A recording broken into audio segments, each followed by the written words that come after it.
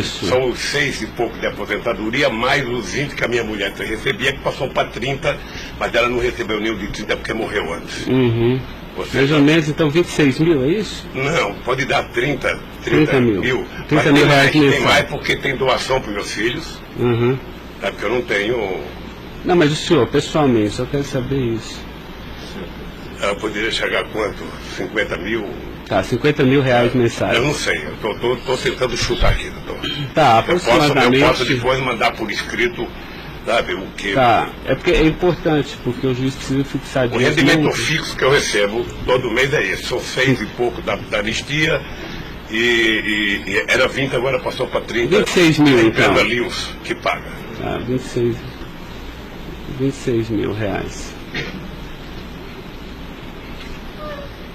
Depois o advogado manda para o senhor aí Tá. o total do rendimento das doações. Tá bom. Estado civil viúvo, tá? 4, nenhum menor de idade. Tá. Grau de instrução do senhor. Grau de instrução. Um curso primário e um curso técnico. Tá. Curso primário e curso técnico.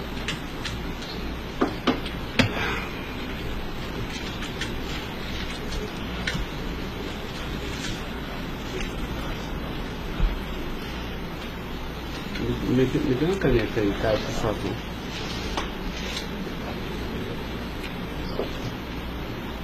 Pode gravar, Caio.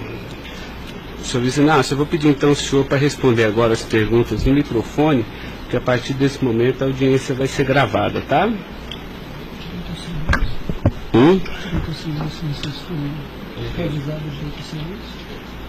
Eu vou avisar ele agora. Vou falar da acusação e vou avisar. Tá? Tá pronto, cara? Tá. Senhor Luiz Inácio, esse momento é o momento do seu interrogatório, tá?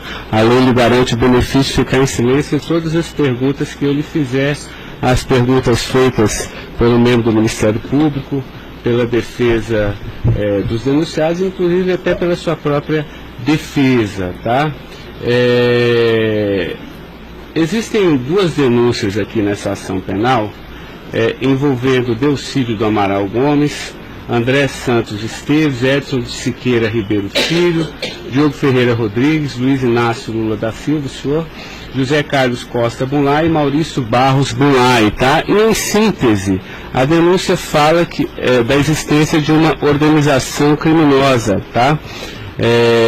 Pelo menos do dia 1º de fevereiro de 2015 até 20 de novembro de 2015. E a denúncia narra que todos esses denunciados teriam se esforçado para evitar ou para menos modular e conseguiram retardar a celebração de um acordo de colaboração premiada entre o Ministério Público Federal e Nestor Severo, tá? Depois a denúncia narra que um crime de patrocínio infiel, tá?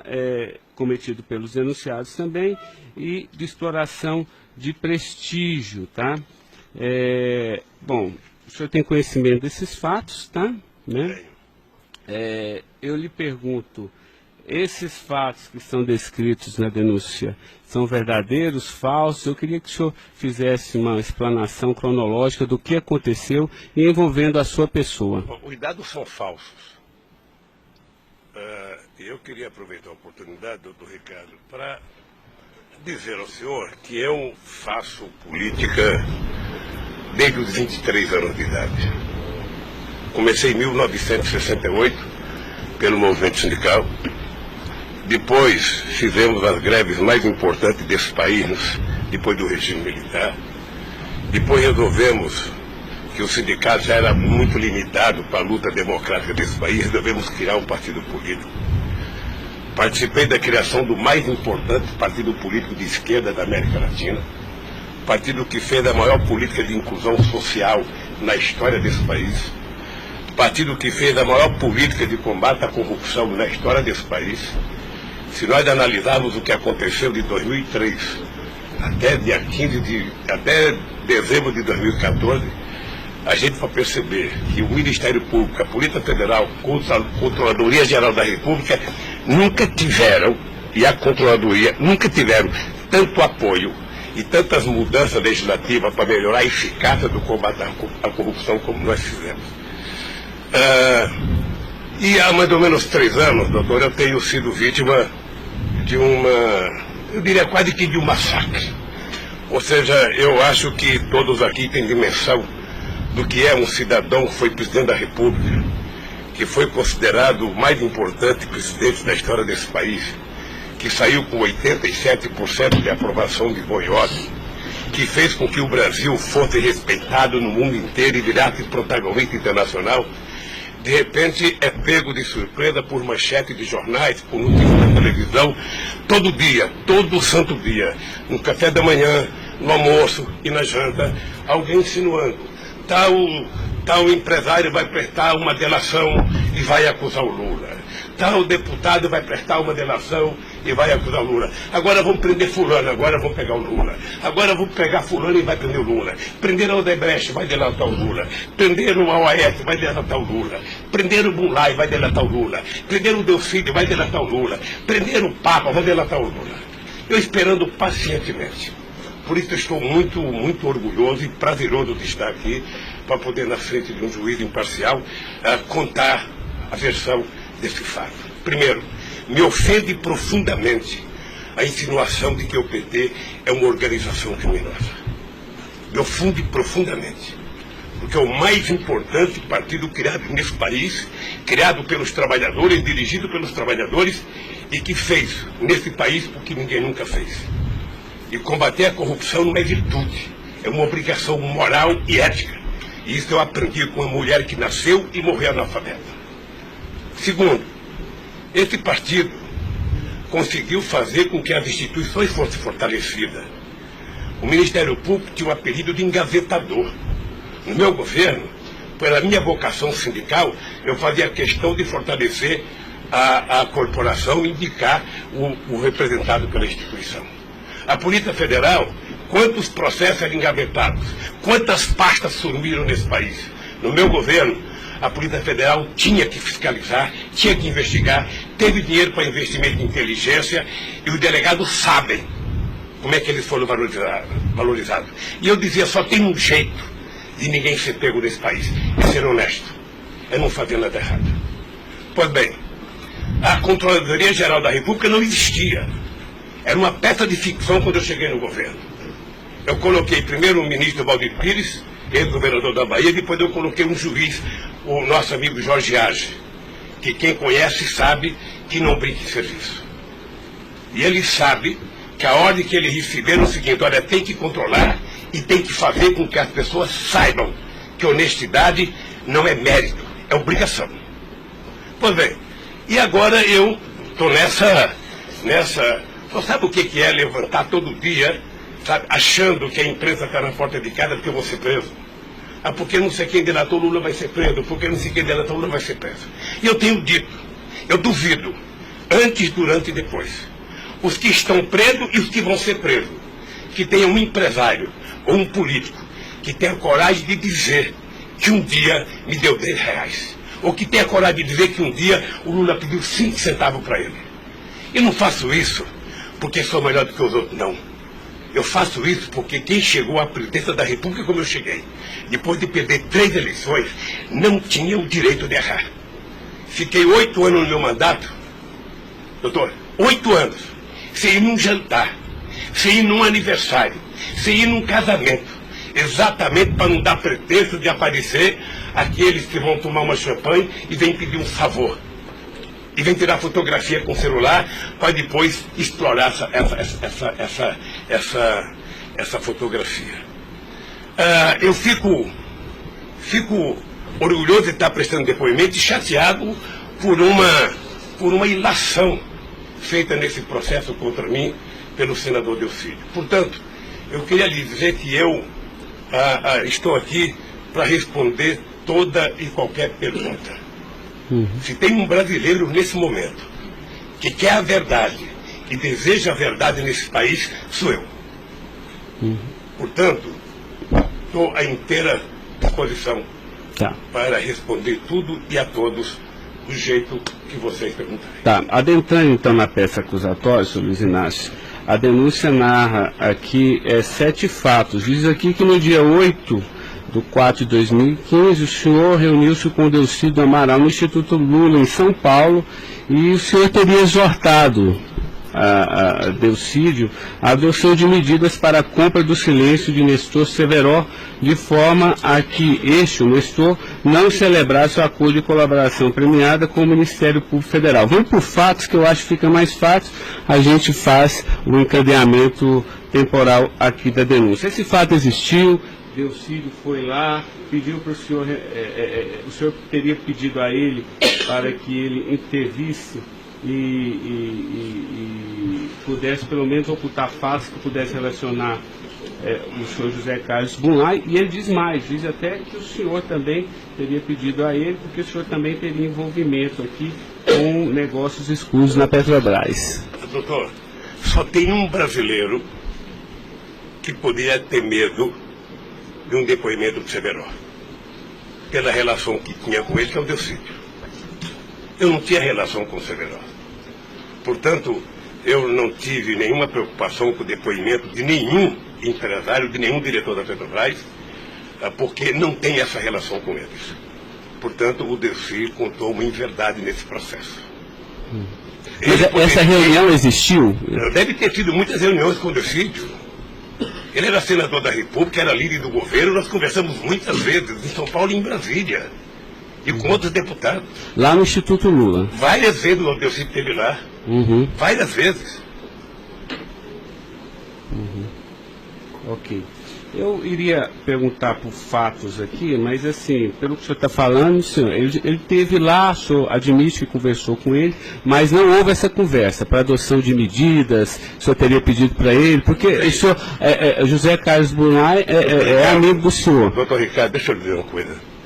Eu não tenho nenhuma razão para ter qualquer problema com o depoimento do Severo.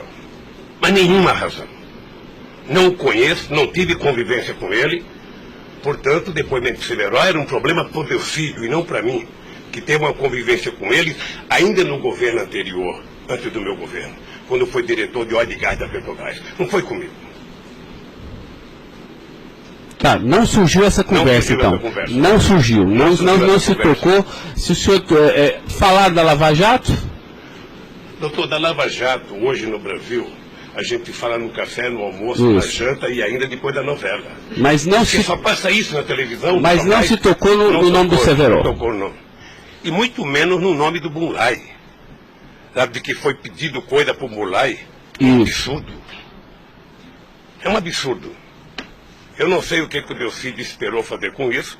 Certamente, depois de preso alguns dias, as pessoas começam a encontrar um jeito de sair da cadeia e resolve jogar a culpa em cima dos outros. Como é que o senhor reagiu quando ele foi preso? Eu tive uma reação que eu sei que ele não gostou, quando ele citou que o juiz da primeira corte, do Superior Tribunal, ele tinha conversado com ele. Eu disse, esse cara é um imbecil, tá? Porque mas nem na morte você citaria se você teve ou não uma conversa com a Suprema Corte sobre um processo. Foi essa reação que eu tive e ele me parece que não gostou da minha reação. Eu fiquei sabendo pela boca de alguns advogados que ele ficou muito chateado porque eu disse que ele era um imbecil. Eu não queria ofendê-lo, apenas achei que a atitude foi equivocada. Tá, eu tenho mais alguns questionamentos, mas depois eu faço na medida que os temas forem agitados aqui pelas partes, tá? O Ministério Público, tem perguntas, doutor? Bom dia. Acabei não vendo a sua chegada, mas Rivera. Em nenhuma dessas reuniões o Delcídio comentou sobre o receio que ele teria sobre as delações do Severo? Não, ele não comentou, mas era sabido por todo mundo que acompanha todo esse processo da relação histórica do Delcídio com o Severo. Tem até um livro publicado por uma jornalista da revista Veja que mostra claramente a relação do Delcídio com o Severo. Era muito antiga, sabe? No governo passado, no governo anterior ao meu, porque ele chegou, acho que até a ser ministro interino de Minas e Energia. O senhor acredita que a referência ao seu nome tenha sido útil para o Delcídio conseguir a delação premiada? Olha, por tudo que eu vejo todo dia na imprensa, eu acho que tem alguém instigando de falar meu nome. Eu fico sabendo de notícias, não sei se é verdade, nos blogs, nos colunistas, de que todo dia alguém vai prestar depoimento e fala o nome do Lula, cita o nome do Lula, cita o nome do Lula. Eu canso de ouvir isso todo santo dia, sabe? É bem possível que eu vi uma entrevista dele na Globo News que parecia que tinha recebido o prêmio Nobel da delação, a disfarçatez, sabe? Como ele estava se desenvolvendo, eu fui no Roda Viva. Ou seja, depois que fazem a bobagem que fez, se é que fez, ele teria que jogar nas costas de alguém. Primeiro, sabe, a minha relação com o Delcídio era uma relação institucional. E ele sabe disso. Voltando um pouco, o senhor poderia explicar a sua relação com o Bunlai? Veja, eu conheci o Bunlai na campanha de 2000. O PT governava o estado do Mato Grosso do Sul. E eu precisava fazer uma gravação para um programa de televisão da campanha para falar com o setor do agronegócio. E aí o governador do PT disse que tinha um amigo lá e me levou na fazenda dele, me parece que em Miranda. E eu fui nessa fazenda, uma boa fazenda. Até depois eu fui pescar nessa fazenda, fiquei 4 dias no Rio Miranda, não peguei nenhum peixe. Mas gravei um programa, foi um programa de sucesso. Depois eu ganhei as eleições e depois estabeleci uma relação com o Zé Carlos Bunlai. Qual o conhecimento ou participação que o senhor teve na questão do empréstimo do Banco Chain ao PT que teria sido feito com a intermediação do Bunlai? Eu não, já disse isso, eu não tenho nenhum... Fiquei sabendo de que o Bunlai tinha feito um empréstimo pela imprensa. O senhor teve conhecimento de que para quitar esse empréstimo, houve a contratação pela Petrobras, da empresa Chain Engenharia, na questão Fiquei da sabendo também pela imprensa, e me parece que numa pergunta que o Ministério Público já me fez. Após esses fatos, houve a saída do Cerveró do posto da diretoria da Petrobras. Há uma informação na denúncia relativa a divisões de indicações por partido de diretorias na Petrobras. Diretoria de abastecimento seria normalmente indicada pelo PP, diretoria de serviços pelo PP, diretoria nacional pelo PMDB. O senhor tem conhecimento disso? Veja, deixa, doutor Ivan, dizer uma coisa que me parece que está virando costumeiro isso nos depoimentos, que é a falta de compreensão do que significa um governo de coalizão em qualquer parte do mundo. E parece que tem pessoas com dificuldade de compreender isso. Aliás, no depoimento do presidente Fernando Henrique Cardoso, ele foi muito bem ao explicar o que é um governo de coalizão. Quando você ganha uma eleição no regime presidencialista de coalizão, você tem que montar o governo. Você precisa construir uma maioria no Congresso Nacional para você poder montar o governo. E você não monta a maioria com quem você quer. Porque se você pudesse, você pegaria só suplente que não foi eleito. Mas como o suplente não vota, você tem que fazer um acordo com quem é eleito, com quem tem mandato. E obviamente que você pode fazer um acordo programático, e nesse acordo programático você pode fazer um acordo de participação no governo. Então os partidos que compõem a base do governo participam do governo, indicam ministros, indicam cargos. Todas as pessoas indicadas são pessoas com mais de 30 anos da Petrobras. Eu já disse no depoimento, sabe, que vocês vão ter que ouvir muita gente, o Conselho Fiscal da Petrobras, o Conselho de Administração da Petrobras, sabe, para saber se havia denúncia de corrupção, porque quando nós indicamos as pessoas e quando os partidos indicam, ou seja, se aparecer alguma denúncia de corrupção e aparecer no GSI, essa pessoa não é indicada. Porque qual é o critério?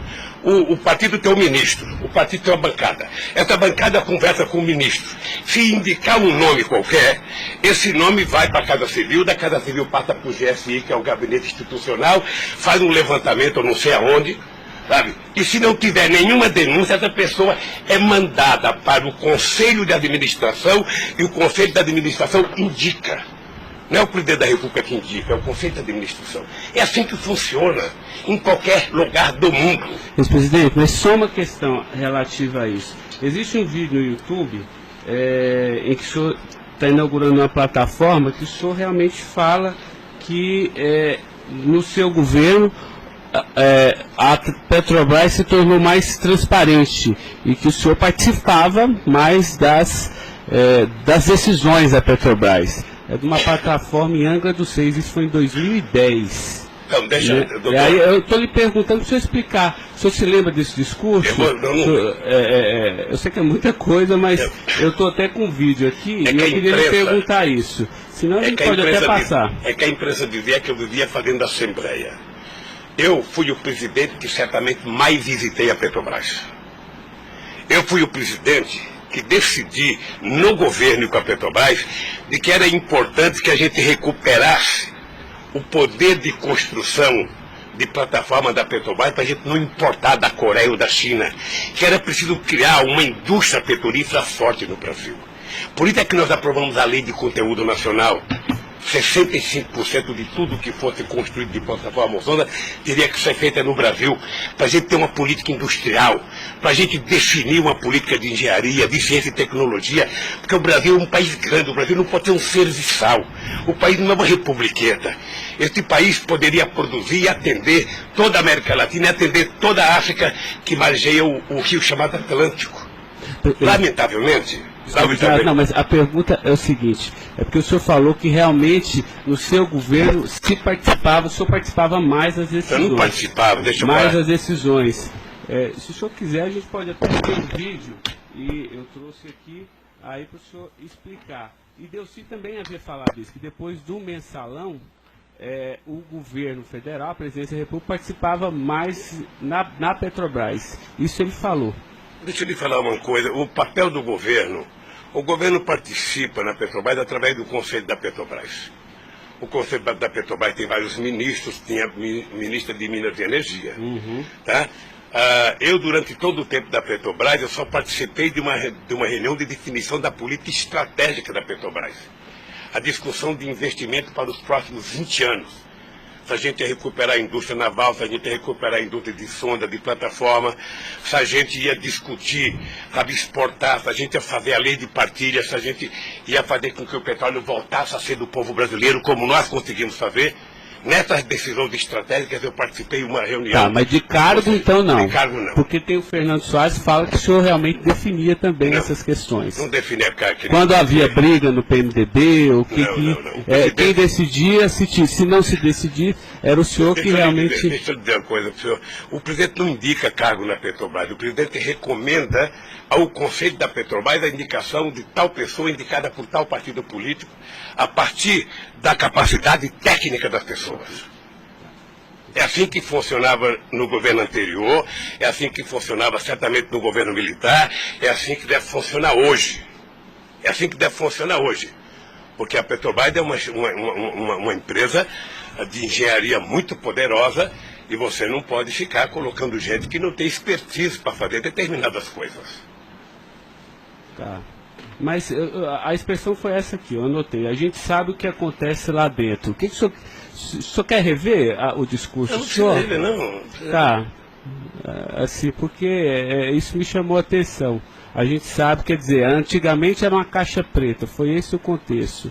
E agora a gente sabe o que acontece lá dentro. Quais foram os mecanismos que o senhor tomou, então, para que a Petrobras realmente ficasse mais transparente? Fazer com que o Conselho acompanhasse mais as decisões. Porque como a Petrobras é muito grande, entre uma decisão do Conselho da Petrobras, uma aprovação da diretoria e os acontecimentos nas engenharias da Petrobras, são milhares de pessoas que participam daquilo. É por isso que um dia um presidente chegou a falar que ele é uma caixa preta que ninguém sabe. Então vamos tentar saber, sabe? Fazendo com que as coisas funcionem mais democraticamente. Por exemplo, quando nós descobrimos o pré-sal, nós tivemos uma decisão estratégica do que fazer com o petróleo. O petróleo não é das empresas estrangeiras que vêm aqui comprar gás e óleo, não. O petróleo é nosso. Então eles vão ter que pagar para o governo. É por isso que nós aprovamos 75% do ROT para a educação. É por isso que nós aprovamos a partilha, que é o que incomodou muita gente no mundo, o que incomodou as grandes petroleiras. É esse país que tinha complexo de vira-lata, virar dono do seu nariz. Ok. Eu sei que isso incomodou muita gente. Incomodou muita gente no mundo inteiro. Sabe, e agora estão tentando desmontar. Porque um país que não se respeita, um país que não tem soberania, um país que não tem empresas de porte extraordinário como a Petrobras e vende tudo, sabe, sinceramente, não é um país. Ok. Doutor Ivan, só porque o senhor tocou no tema, eu quis aproveitar, tá? Mas pode continuar, pode prosseguir. A pergunta é relativa à diretoria internacional, que ela foi ocupada pelo Cerveró e depois pelo Zelada. Ambos foram indicações do PMDB ou o Cerveró foi indicação do PT e o Zelada... Não, eu já tive a oportunidade de dizer isso. Isso foi indicação do PMDB. Ambos? Não sei se de todo o PMDB ou da bancada do PMDB de Minas Gerais, que foi indicado Zelada para diretor internacional da Petrobras.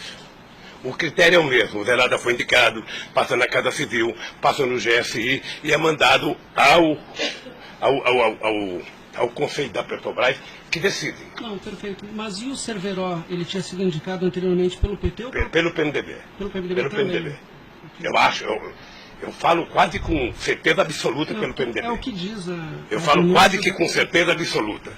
A pergunta é o seguinte, com a troca pelo Zelada, a saída do Cerveró desse posto de diretoria, ele acabou sendo indicado para a BR Distribuidora. No próprio depoimento do Cerveró, ele afirma que isso teria sido como um reconhecimento pelo papel que ele prestou no auxílio da contratação da Chain pela Petrobras, na questão do navio sonda. Me parece que ele não diz isso exatamente. Me parece que ele utiliza a palavra acha que foi isso.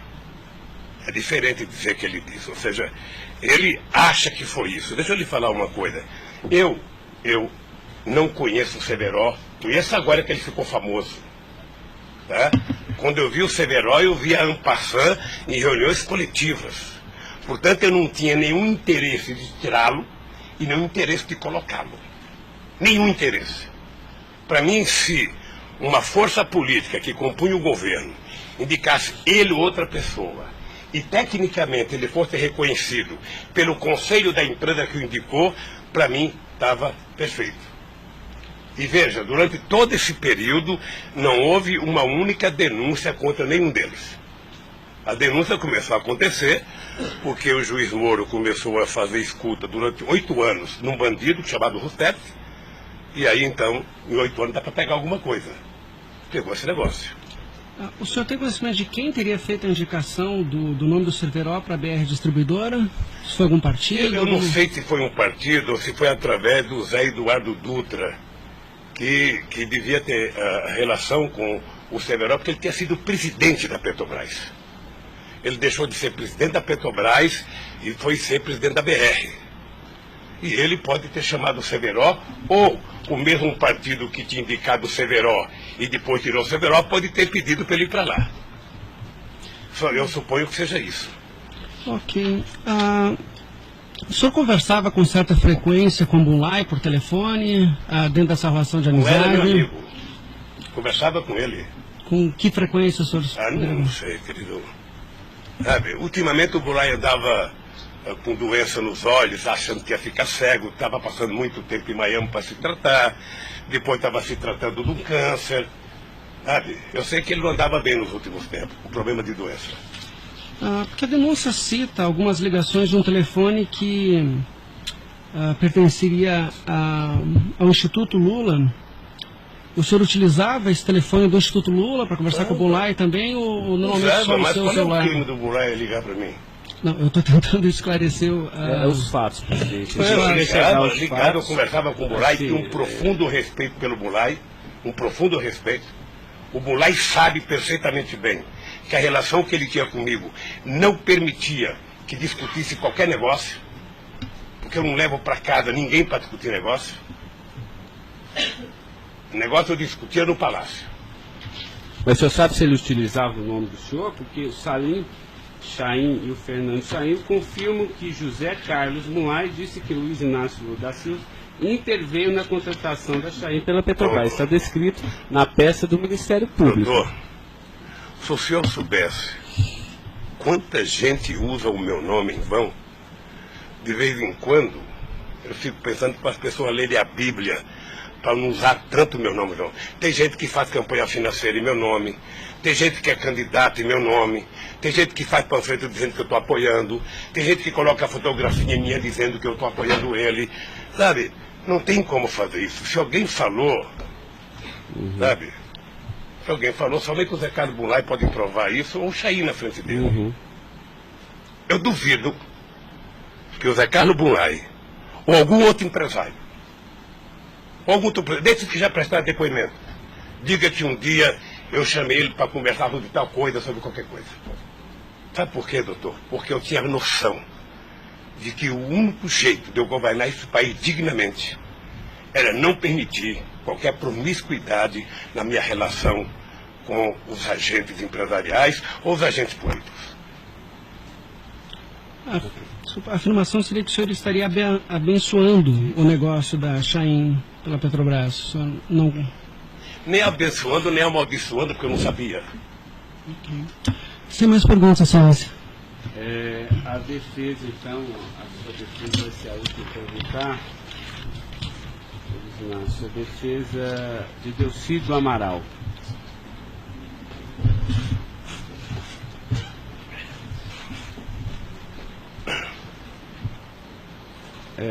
Doutor, alguém vai ter que sair para ele perguntar, tá? Da mesa para que...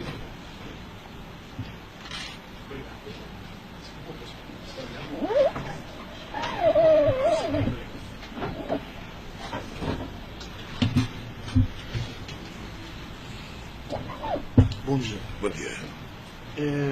O senhor já mencionou que, de sua parte, não haveria nenhum receio na delação de Nestor Cerveró.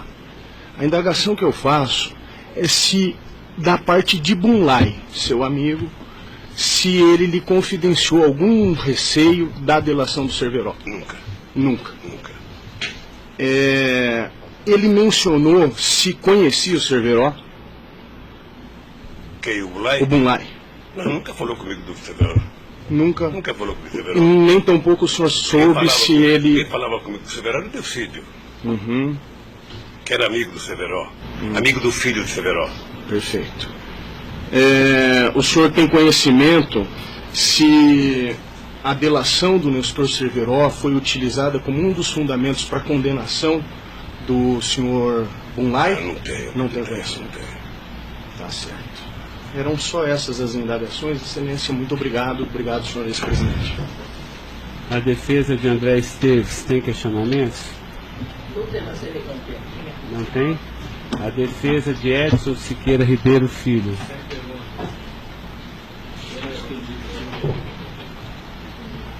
A defesa de Diogo Ferreira Rodrigues. A defesa de José Carlos Bunlai. Tem algumas perguntas.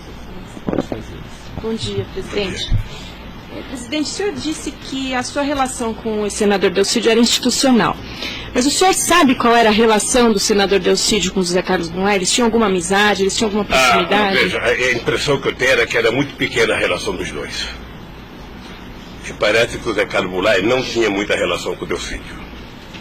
E com a sua mulher, dona Marisa, qual era a relação do José Carlos Bunlai? Eles tinham amizade? A mesma que comigo. O aniversário da sua ex-mulher? Quando ela fazia aniversário? Ele ia no aniversário da minha mulher. Mas o dia do aniversário dela? Dia 7 de abril. O senhor sabe se ele fez alguma ligação para ela no aniversário dela? A ligação do dia 7, eu já fiquei sabendo da ligação do dia 7. Bem. É o mínimo que eu esperava dele, que ele ligasse para ela para dar os parabéns. É só isso, obrigada. Tem alguma pergunta? Tá. A defesa de Maurício Bunlai. Sem questionamentos. A defesa de Luiz Inácio Lula da Silva. Tá. Só mais uma questão, Luiz Inácio. A denúncia sempre fala do Instituto Lula. Eu queria que o senhor falasse um pouquinho a finalidade do Instituto Lula. Eu tirei pelo site a missão. Me parece que o senhor desenvolve projetos na África também, né, com finalidade de erradicação da extrema pobreza, da fome, acesso à educação, promoção da igualdade, mas também é um local que o senhor também chama as pessoas para discutir política. Delcídio falou que o senhor o convidou para ir lá quando era líder do governo. Explique para mim o Instituto Lula. Eu não sei se você sabe, a Receita Federal fez uma devassa no Instituto para saber se ele está cumprindo com a sua obrigação institucional. Veja, eu quando deixei a presidência da República, eu falo isso apenas com o objetivo de explicar. Muita gente pode achar que eu sou arrogante ou sou petulante. O doutor Ivan, no primeiro depoimento, eu disse isso para ele. Mas ou seja, isso é crime, viu? quando eu deixei a presidência da República, por conta do povo brasileiro, eu tinha sido presidente, quase que o presidente mais importante do mundo nos 10 primeiros anos do século XXI.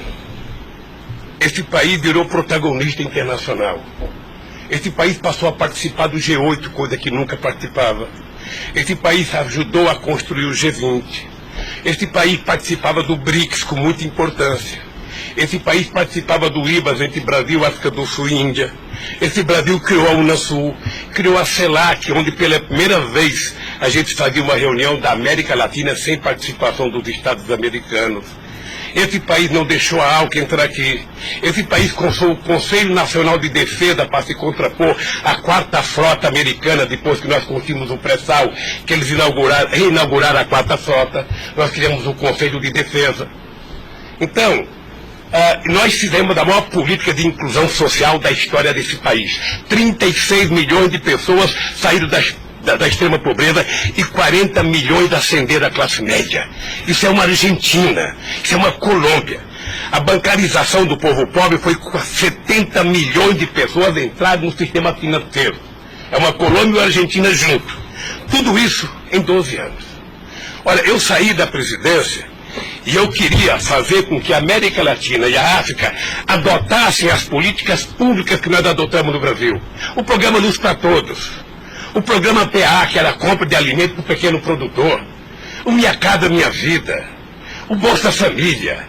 O aumento do salário mínimo. Durante 12 anos, todos os funcionários públicos tiveram aumento nesse país. Houve reajuste de carreira, houve aumento do salário mínimo. Aumentamos as exportações, aumentamos o mercado interno. Uma demonstração de que o pobre não era problema. O pobre era a solução. Eu gostava de ir para a África para dizer para os presidentes. Uma vez até fiquei com medo de Angola. Porque eu, depois da minha palestra, eu me dei conta da quantidade de general que tinha lá dentro. E eu falei o seguinte, é preciso diminuir o dinheiro das Forças Armadas e colocar dinheiro para os pobres. Porque o pobre não entra no orçamento. O Poder Judiciário entra, quer ter poder de pressão. Os sindicatos organizados entram. Sabe? Todo mundo entra, o pobre não entra. O pobre está lá desgraçado, abandonado, ninguém olha por ele. Agora, coloque ele no orçamento. Deixa ele começar a ir no shopping. Deixa ele começar a comprar carne, comprar iogurte, comprar meia, comprar sapato. Nesse país ficava incomodado porque pobre comprava dentadura com o dinheiro que a gente dava do Bolsa Família. E eu queria ensinar isso, eu queria ensinar as pessoas a compreenderem que o pobre no Brasil e no mundo seria a solução se a gente desse a ele o mínimo necessário. Foi por isso que eu não quis criar uma ONG. Criei um instituto para poder viajar o mundo tentando mostrar o exemplo do que esse país fez em tão pouco tempo. Mas o que Delcídio, porque ele disse aqui que algumas vezes o senhor chamou ele lá. Em que ele se encaixa aí? É que eu não sabia, doutor. Porque assim, realmente eu entendi, a política está de acordo com o estatuto aqui do Instituto Lula, mas assim, por que o senhor chamou ele lá? Ele falou assim, muitas vezes o presidente Lula, e de vez em quando eu ia com cortesia também. Isso ele fala, ele foi muitas vezes conversar comigo, ele era líder do governo, como outros senadores foram conversar comigo. Cada vez que o Delcídio ia no hospital, filho libanês, fazer um check-up ou uma consulta, ele falava, presidente, eu estou aqui no filho, eu posso passar aí, passo, meu filho. Mas o senhor não tratava dessas questões do Instituto? Do Instituto. Discutia desde Flamengo, a Vasco da Gama, Corinthians, Palmeiras, porque quando duas pessoas se encontram, conversa-se tudo. Sim. Mas não era política institucional do Instituto, isso que eu estou perguntando. Política institucional do Instituto, é que eu talvez tenha cometido erro, sabe, que eu deveria ter alugado uma sede do lado. E quando eu discuti esse instituto, ficava numa cadeira, quando eu discuti outra coisa, mudava para outra cadeira. Eu achei desnecessário. Eu achei que a civilização não exigiria essa burocracia toda, porque isso é uma coisa de burocracia. Eu sou mesmo um ser humano, eu sou presidente de honra do PT, eu sou ex-presidente da República, eu era presidente de honra do Instituto. Eu não decidi as coisas pelo Instituto. O Instituto é uma diretoria. Eu apenas estava lá. Eu era a figurinha carimbada do Instituto. Era para ele fazer merchandising. Aqui o Lula. Vai conversar com o Bill Clinton, fala com o Lula. Vai conversar com o Tony Blair, fala com o Lula. Vai conversar com o Chirac, fala com o Lula. Vai conversar com o Angela Merkel, fala com o Lula. Sabe, eu tive o prazer, doutor Cláudio, de ser o ex-presidente da República, que em todas as viagens do mundo que eu fiz, depois de deixar a presidência, era recebido pelos presidentes. Esse era o status quo do Brasil. Hoje nós estamos numa situação em que o presidente não tem coragem na Bolívia. Então o país, que era um motivo de orgulho, virou um motivo da tristeza. Pela pequenez que esse país tomou dimensão nos últimos anos. Não, eu não estou emitindo nenhum juízo de valor, mas assim, o que eu quero saber é assim, o senhor também chamava pessoas como líder do Delcídio para conversar sobre outros assuntos. Chamava dirigente sindical, chamava gente do LGBT, chamava negro, chamava índio, chamava todo mundo. Isso. Ali, eu vou dizer uma coisa, sabe qual é o apelido do Instituto? Sabe? Não sei, nunca fui. Posto Ipiranga. Sabe? Lamentavelmente é assim. Mas não é por causa do Instituto, é por causa do personagem. Sabe? Então todo mundo fala, tem problema em tal lugar, Posto Ipiranga. Tem problema em tal lugar, Posto Ipiranga. E sabe que eu tenho orgulho disso. Eu tenho muito orgulho de fazer 36 anos que eu deixei o movimento sindical e ainda sou amigo de todos os sindicalistas, de todas as correntes, da Força Sindical à CUT. Sou amigo de todos os partidos políticos. Sabe? Então, se isso é um pecado, se isso é um erro jurídico, se isso incomoda o Ministério Público, a Polícia Federal, sei lá quem, sabe, eu vou alugar uma salinha na porta e sento lá e atendo e vou deixar em paz, porque não é possível. Sabe? Não é possível, sinceramente, eu quero lhe agradecer a oportunidade de vir prestar esse depoimento. Eu estou com muita coisa na garganta para falar. Eu estou cansado de ver procurador dizer que não precisa de prova, que ele tem convicção. De juiz dizer, eu não preciso de prova, eu tenho fé, vou voltar com fé. Eu quero provas, alguém tem que dizer, sabe, qual é o crime que eu cometi, aonde que eu cometi. Chamar o PT de organização criminosa, se dependesse de mim, cada deputado do PT, cada vereador do PT, cada militante, abrir um processo para quem dizer provar qual é a quadrilha. Porque eu estou cansado, doutor. 71 anos de vida, eu cansei. Cansei de ver, sabe, as instituições que eu ajudei a criar desde a Constituinte, para valorizá-las, desprestigiadas por comportamento pessoal. Gente que adora, gente que não pode abrir a geladeira, que deu a luz e já começa a dar declaração. Gente que liga o barbeador, começa a falar achando que é o microfone do rádio. Eu cansei disso. Eu sempre valorizei o Ministério Público. Eu sempre valorizei a Polícia Federal. E sempre valorizei o Poder Judiciário. Os ministros podem lhe dizer. Eu indiquei quase todos. Nunca pedi para eles um favor pessoal. E não peço. Porque a instituição tem que ser forte, não para me ajudar, para garantir a democracia desse país. Lamentavelmente, tem pessoas que não pensam assim. Eu, quando vejo um jovem procurador ir para a televisão falar 1h30 e depois dizer, não me peçam provas, eu tenho convicção, não dá, doutor. Não dá para aceitar isso como uma coisa séria nesse país que está jogando a cada vez mais a oportunidade de se transformar num país grande. Nós quase chegamos a ser a 5ª economia mundial. Quase chegamos. Por mediocridade não chegamos.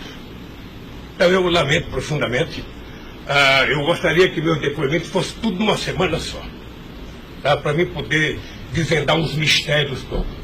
E acabar com essa hipocrisia. Fulano vai prestar depoimento, fulano vai delatar, fulano vai não ter das contas, fulano, e o Lula vai ser citado. Quem sabe está na hora de chamar o dono da Globo, da Record, da Bandeirantes para prestar depoimento para ver se eles me delatam. Porque o que eles dizem que vão me delatar, eu duvido que tenham coragem de me delatar, porque não tem nenhuma prova e nunca conversaram comigo sobre qualquer crime. Doutor, eu aprendi a andar de cabeça erguida. E sabe que custa muito. Para quem nasce na elite, não precisa nada. Mas para quem vem lá de baixo, sabe, não deixar ninguém colocar cangaia no seu pescoço, não é fácil. Esses dias eu sei de uma história, de um depoimento, de um processo que eu abri contra uma jornalista, até vou contar isso que ninguém sabe aqui. E eu acusei uma jornalista que falou, em qualquer país democrático do mundo, ela seria presa, porque ela falou de um presidente da República. E ela foi prestar julgamento. E a advogada, acho que a nossa advogada, me chamou de doutor. Aí o juiz começou a rir. Ah, mas ele não é doutor? Ele não é doutor? Como é que você chama ele de doutor? Não, estou chamando dele de doutor porque ele tem vários diplomas de doutor honoris causa. O juiz deu uma gargalhada e pouco tempo depois inocentou a jornalista. Eu vou recorrer até a Suprema Corte. Aos 71 anos eu não sei quanto tempo de vida que eu tenho, mas eu tenho fé em Deus de que essa jornalista seja educada. Porque, em nome da liberdade de imprensa, ninguém pode avacalhar a vida dos outros. Ninguém pode. E o que eu estou vendo nesse processo? Tem gente que acha que eu sou contra a Lava Jato. Pelo contrário, eu quero que a Lava Jato vá a fundo para ver se acaba com corrupção. O que eu sou contra é tentar criminalizar a pessoa pela imprensa e não pelos autos do processo. O que eu sou contra é execrar, é condenar. Eu conheço pessoas que tivessem liberdade seriam mortos na rua. Tal é. Sabe quantas horas eu tenho de notícias negativas contra mim no Jornal Nacional em 8 meses, 16 horas? Nenhum político do mundo aguentaria isso.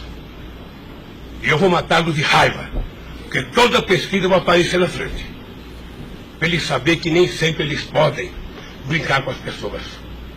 Sabe? Então o juiz, o promotor, o delegado, não tem que ficar fazendo, sabe, pirotecnia com as pessoas.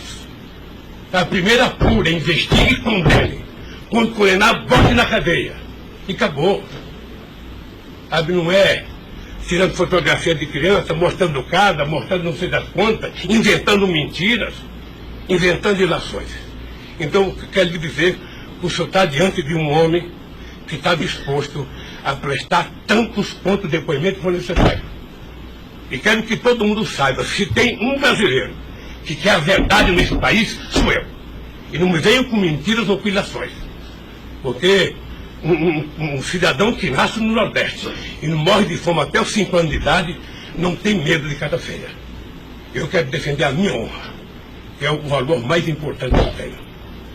Daí que eu quero lhe agradecer esse depoimento e a liberdade de poder dizer essas coisas que eu até agora não tinha falado, mas eu sei, eu vou falar. Então, Luiz Inácio, o momento é do senhor, tá? É a sua defesa, o senhor tem todo o direito de falar. Só mais uma questão para a gente encerrar, acho que ninguém tem mais questionamentos. O presidente do Instituto Lula, na época, em 2015, era o doutor Paulo Camoto. Ele não participava de nenhuma reunião, assim, com o senhor, às vezes, ou participava, ou era bem informal, como o senhor disse? Eu sou um pouco relaxado, sabe? Porque Delcídio disse aqui que as reuniões eram somente ele e o senhor, que as coisas era só... Não ficava ninguém na sala. É isso? O senhor confirma isso? Eu tenho pelo Delcídio, eu não vou levar muito a sério o que ele disse. Mas deixa eu falar, eu aqui, quando eu era presidente da República, eu brigava com a minha assessoria que achava que eu tinha que ter uma liturgia. A liturgia é importante, presidente. Você não pode andar no corredor abraçando as pessoas. A sua porta não pode ficar aberta, sabe? Então, no Instituto, sabe, tem hora que a conversa é pessoal, tem hora que entra 10 pessoas, 5 pessoas, 6 pessoas, 4 pessoas. Mas de total transparência, é isso que o senhor quer falar? Quando uma conversa sigilosa, eu faço uma conversa sigilosa, sabe? Ok. Tá bom. Agradeço a presença do senhor para esclarecer os fatos, tá? Ninguém tem mais questionamentos, então está encerrado a audiência. Na fase do 4